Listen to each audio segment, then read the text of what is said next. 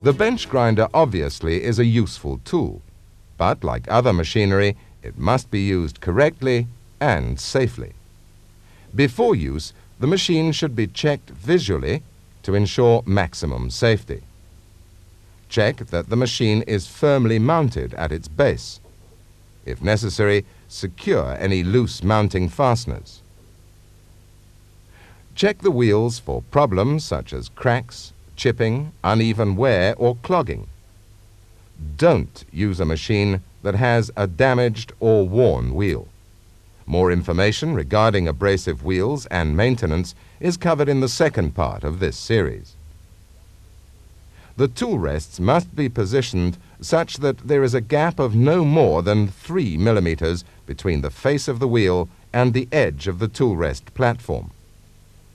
If the gap exceeds 3 millimeters, then there is a danger of material becoming jammed in the wheel. Serious wheel damage and injury will result. Ensure that the wheel guards are fitted and secure. Never use a machine if the wheel guards are missing or loose. It is wise to inspect the power cable to the machine to ensure that the insulation is intact and the plug is not damaged. Always report any power lead damage to your supervisor or safety officer. With the machine in order, you must now pay attention to personal safety. Always wear adequate eye or face protection when grinding.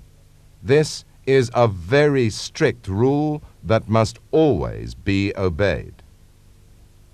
Shielded plastic goggles of the wraparound type are suitable for most light-duty work. Full face protection with a face shield is better for heavy work or people who wear spectacles. Ordinary spectacles are not suitable for eye protection. Ensure that you are not wearing loose or dangling items of clothing or jewelry when using any machine. When starting the machine, stand to the side and switch on.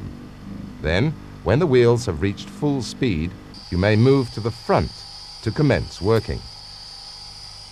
Let's review those important points up to date.